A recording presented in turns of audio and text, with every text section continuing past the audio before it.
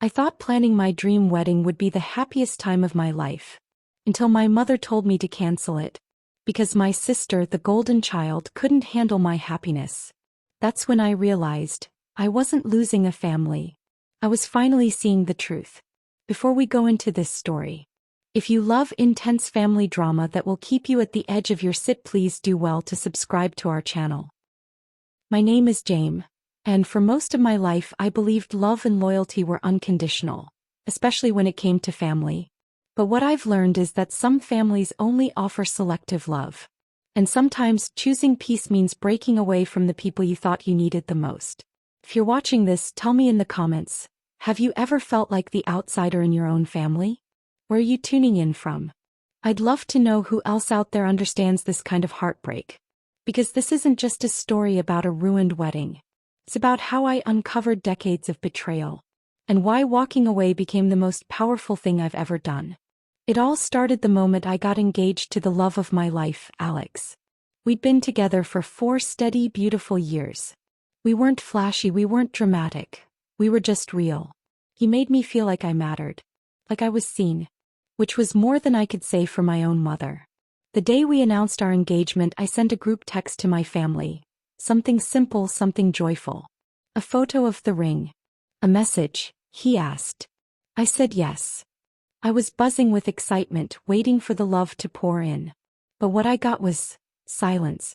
Hours passed. Then came the first message. That's nice. Have you told your sister yet? From my mom. Not, congratulations. Not, I'm so happy for you. Just a prompt to remember my sister. The golden one. The one who, apparently, had to be considered before any decision I made. Her name is Candace. And she's everything I'm not, at least in my mother's eyes. Candace is dramatic, dazzling, a spotlight seeker who cries at the drop of a hat and somehow always turns every situation into her own personal saga. She's been married twice already, and both weddings were lavish, chaotic, and funded almost entirely by my parents.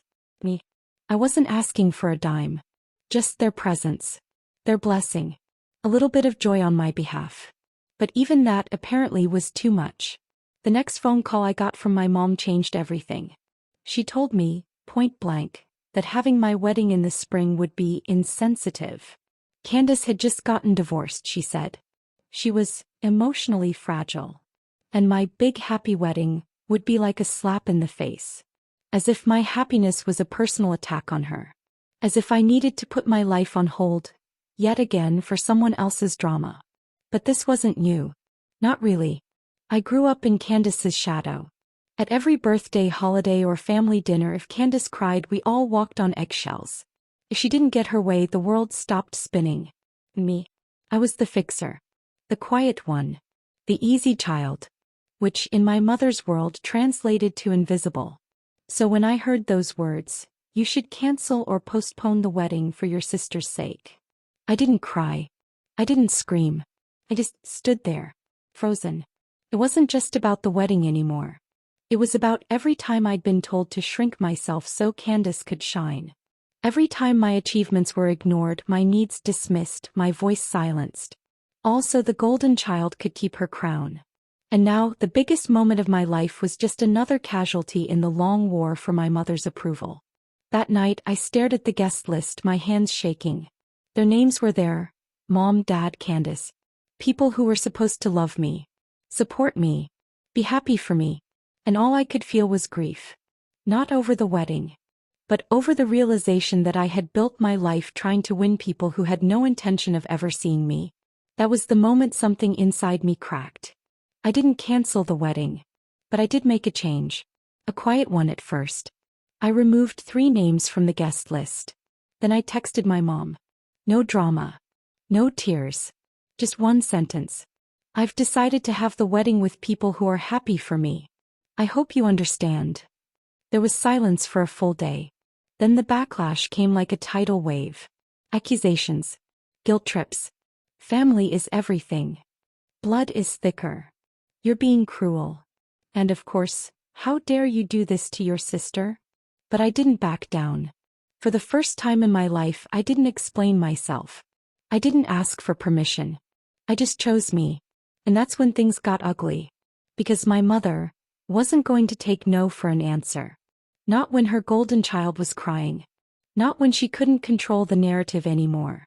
What she did next turned my entire world upside down. And it made me realize just how far a mother will go to protect the daughter she actually loves. What do you think she did? Have you ever had to cut ties with a family member for your own peace? Comment your thoughts or predictions. I read everyone. I thought uninviting them would be the hardest part. But I had no idea what my mom was planning behind my back. And when I found out, it nearly destroyed everything. If you've ever set a boundary with a toxic family member, you know what happens next. They don't respect it. They rage against it. The moment I uninvited my mom and Candace from my wedding, the calls started rolling in. From cousins, family friends, even my aunt in Florida I hadn't spoken to in 2 years. Each one asking the same thing. What's going on with your mom? She's devastated. But here's what they didn't know. She wasn't devastated, she was strategizing. I hadn't even sent out the official invites yet, just told her privately. So how did half the family already know I banned her from my wedding? She was spinning a narrative. One where I was the villain. The ungrateful daughter who broke her mother's heart. Meanwhile, I was just trying to have a peaceful, joyful day. Free from guilt. Free from drama. Free from being overshadowed by Candace, for once in my life. But peace? That wasn't in their plan. 1 week after I made the guest list change, Alex sat me down. He looked nervous, almost hesitant, like he didn't want to say what was on his mind. Then he told me. My mom said someone's been calling her. About us.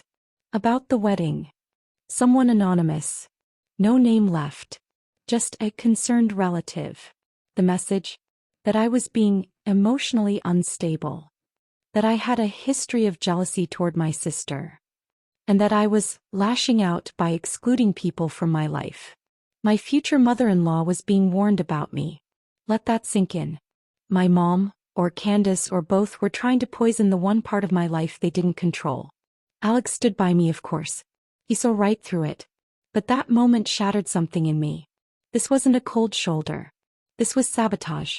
And still I stayed silent. Still I didn't call them out. Because somewhere deep inside I hoped they'd stop. I hoped the message had been received. That they'd realize I wasn't bluffing. But narcissists don't back down. They escalate. The next blow came from Candace.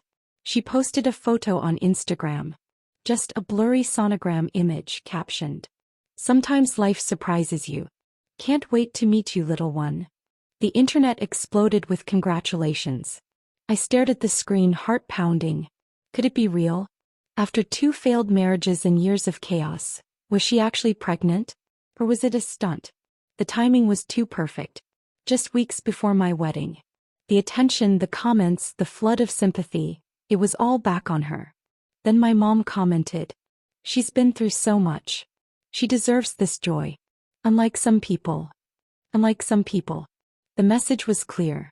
My happiness was an offense. My boundary was an attack. And Candace? She was the victim. I tried to keep my focus on the wedding. On the love Alex and I had built. But the weight of it all was crushing. Every time I looked at the flower arrangements, the seating chart, the dress I once adored, all I could think was, they're trying to ruin this. Not just the event. But me. But here's the thing about breaking free from family dysfunction. There's always a point where fear turns into clarity. Where you stop asking why they do this to you. And start asking, why did I ever let them have this much power? So I made a choice. I didn't call Candace. I didn't ask if the pregnancy was real. I didn't plead with my mom to stop. Instead, I decided to give them what they never expected. A wedding without a single ounce of chaos. A celebration full of love, laughter. And none of their noise. But I still had one card to play. Something I'd been holding back. Something I was going to drop right in the middle of my wedding speech. Because if they were going to tell their side of the story to the world, it was time I told mine. There's a strange calm that comes the moment you stop begging to be understood. A peace that settles when you realize you don't owe anyone your silence, especially not the ones who tried to rewrite your story. I didn't plan to speak at my wedding.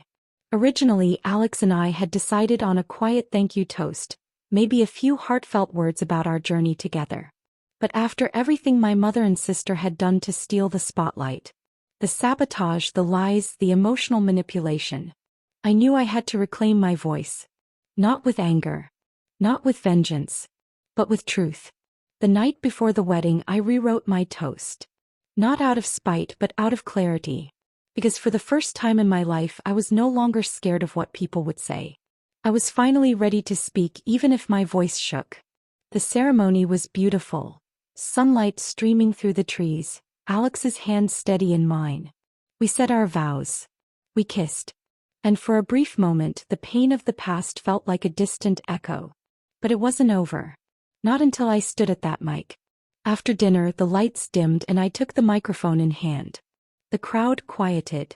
Everyone expecting something sweet, maybe a little emotional.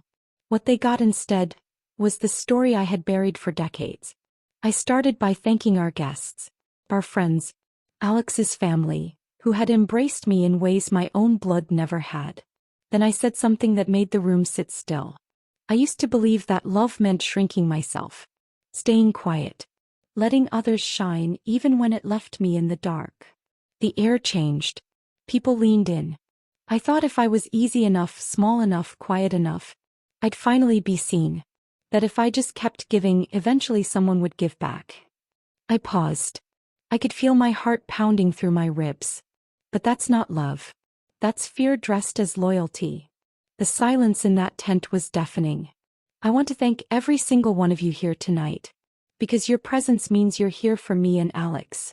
Not some idea of who I'm supposed to be. I looked around at the faces watching me. Faces of friends who had seen me cry in college dorm rooms. Coworkers who knew the tension in my voice every time I said, "I'm fine" on Monday mornings. Then I said it. I uninvited 2 people from this wedding. Because their love came with conditions. Because my joy was treated as an inconvenience. Because I'm done carrying a legacy of silence. There were gasps.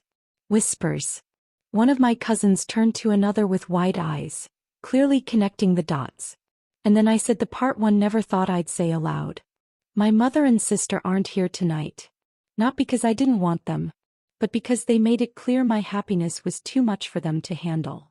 I looked directly at the back row where Alex's grandmother was quietly crying. And I refused to shrink anymore. I'm not just starting a marriage tonight. I'm starting a life that doesn't revolve around pleasing people who only love me when I'm quiet.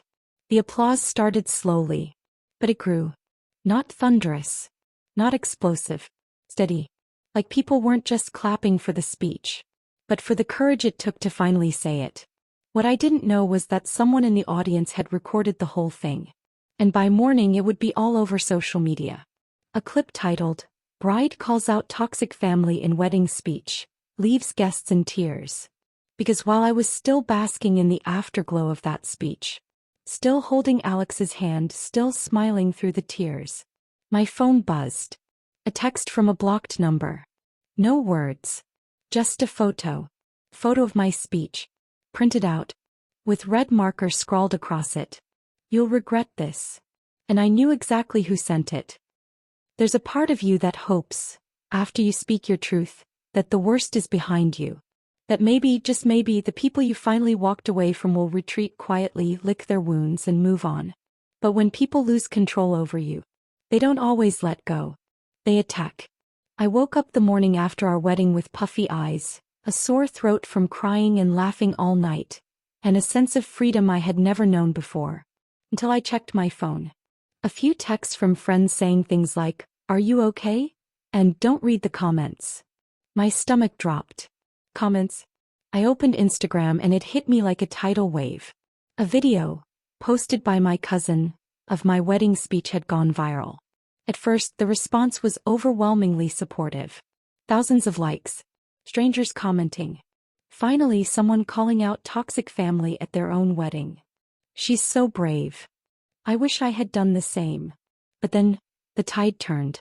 A new account had surfaced. No profile picture. No followers. But it was dedicated to one thing. Destroying me. It was called "Truth About Jame." Post after post accusing me of being a narcissist, of lying about my family. Screenshots of private childhood photos, twisted captions like, "She's always been jealous of her sister. She's weaponizing trauma for attention." Then came the email, sent anonymously, to my boss. It contained a poorly written but venomous message warning them about my mental instability, claiming I had a history of vindictive behavior, and that I was currently spiraling in public. It was signed off as a concerned family member. My heart dropped, because I knew exactly who wrote it. My mother was always two-faced in a way only people like her can be. The doting, church-going, warm-smiled mother to outsiders. But behind closed doors, she wielded shame like a weapon. And now she had a new one, the internet. It wasn't just her though. Candace jumped in too. She posted a now-deleted Facebook status that read, "It's really sad when someone needs to humiliate their own mother to feel seen. Some people just can't stand not being the center of attention." The comments section? A feeding frenzy. Old neighbors, relatives I hadn't spoken to in years, even my childhood piano teacher. All piling on, defending the poor mother and sister left out of a wedding. Me. I felt like I was drowning. This was supposed to be the beginning of something beautiful. Instead, it was like they had declared war. Alex held me while I sobbed in our tiny honeymoon Airbnb, my dress still hanging in the corner like a ghost of the day we had. I asked him through tears, did I make a mistake? But deep down I knew I hadn't. What I had done was strike a nerve so deep. It triggered every control tactic they had ever used against me. They weren't fighting for reconciliation. They were fighting to restore their version of reality. One where Candace was the center. And I was the bitter background character. But something changed in me that week. I had always played defense. Always tried to rise above, stay quiet, keep the peace. Not anymore. I reached out to the cousin who had posted the video of my speech and asked if she could tag me officially. She did. Then I made my own post. No rage. No blame. Just the truth. I wrote, "For anyone wondering, yes, I uninvited my mother and sister from my wedding. Not out of cruelty but out of survival. This wasn't a decision made lightly. It was made after a lifetime of being silenced, minimized, and dismissed. I chose peace. I chose myself. And no amount of smear campaigns will take that away from me." The comments flooded in again, this time with even more support. Other women shared their stories. People who had gone no contact with toxic parents. People who finally felt seen. And that's when I realized, this wasn't just my story. It was ours. But just as I started to reclaim the narrative, I received a message that stopped me in my tracks. It was from a woman I didn't know. She said she had something to tell me about Candace. Something that would change everything. The message sat in my inbox for hours. Unread. Unopened. But radiating the kind of dread you can feel through the screen. "I'm not trying to start drama. But you need to know, your sister isn't who you think she is." I finally clicked. Her name was Melissa. She didn't live in our town, didn't know me personally. But she did know Candace. They met through a support group for women recovering from emotionally manipulative relationships. And what Melissa told me made my stomach turn. Candace had joined the group months earlier. She went by her middle name. Claimed she was recovering from a toxic breakup with an abusive man who abandoned her after she got pregnant. She spun a story that made her the victim. Again. Melissa had sympathized, even offered support. But a few weeks later, Melissa started noticing things that didn't add up. Photos Candace shared weren't hers. They were pulled from pregnancy blogs. Ultrasounds were reverse image searched and linked to Pinterest posts. Then Candace slipped up. She told Melissa her baby was due in June, but then mentioned her baby shower had been scheduled for March. Melissa confronted her. Candace blocked her. And that was that, until Melissa saw the viral video of my wedding speech. Until she saw my name, my face, and realized who Candace really was. But Melissa didn't just come with accusations. She came with receipts, screenshots, voice notes, even a group chat where Candace bragged about reclaiming attention after being snubbed by her family. One message stood out. She thinks she's better than me because she's getting married first. Let's see how perfect her little day is when I drop my news. But the worst was still to come. Melissa sent me a final screenshot. It was from weeks before my wedding. Candace had sent Melissa a photo of Alex, my husband. Captioned, "She doesn't even know he messaged me first." I went cold.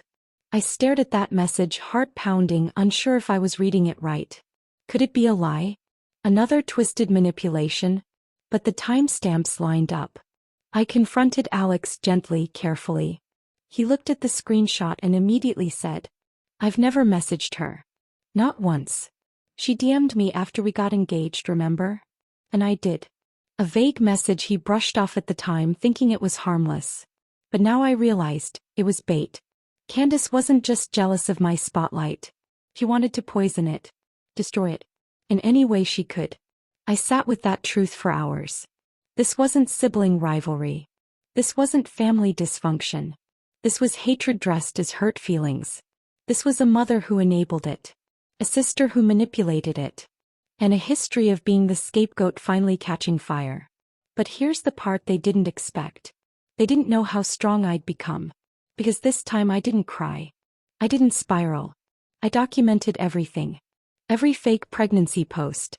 Every message. Every attempt to sabotage me. And then, I made a choice they never saw coming. There's something hollow about discovering that your entire childhood was built on a lie. Not a misunderstanding. Not a mistake. A lie. Deliberate. Sustained. Protected by the person who was supposed to protect you. After everything with Candace, the fake pregnancy, the attempt to seduce my husband, the smear campaign, I couldn't let it slide. Not anymore. So I took everything to a lawyer. I didn't know what I wanted exactly. Maybe to file a cease and desist. Maybe just to know I had options. But that meeting turned into something I never expected. I showed the attorney the screenshots, the threats, the online harassment. He nodded, taking notes. Then asked something simple. "Have there ever been any issues of identity theft in your family?" I paused. "Not that I know of." "Why?" He turned his screen to me. "A background check. 2 credit profiles. One under my name, one with a slight variation. Jaime E. Thomas and Jaime Elise Thomas. But the second one, it wasn't mine. It had accounts opened years ago. Cell phone plans. Store credit. Even an old hospital bill." I felt the blood drain from my face. Because the address listed was my mother's house. I stared at the page, completely numb. My mother, my own mother, had opened accounts in my name when I was still a teenager. Used my social security number. Ran up bills. Then let them go to collections. All while I was getting denied for credit cards in college and wondering why my score was so low. The lawyer gently explained that this wasn't just a mistake. It was identity theft. Fraud. And she could be prosecuted. I sat there frozen, my stomach churning with disbelief and shame. How many times had I blamed myself for struggling financially? How many times had I said, "I guess I'm just bad with money," when really, my mother was behind it all? And yet, sick as it sounds, part of me still hesitated.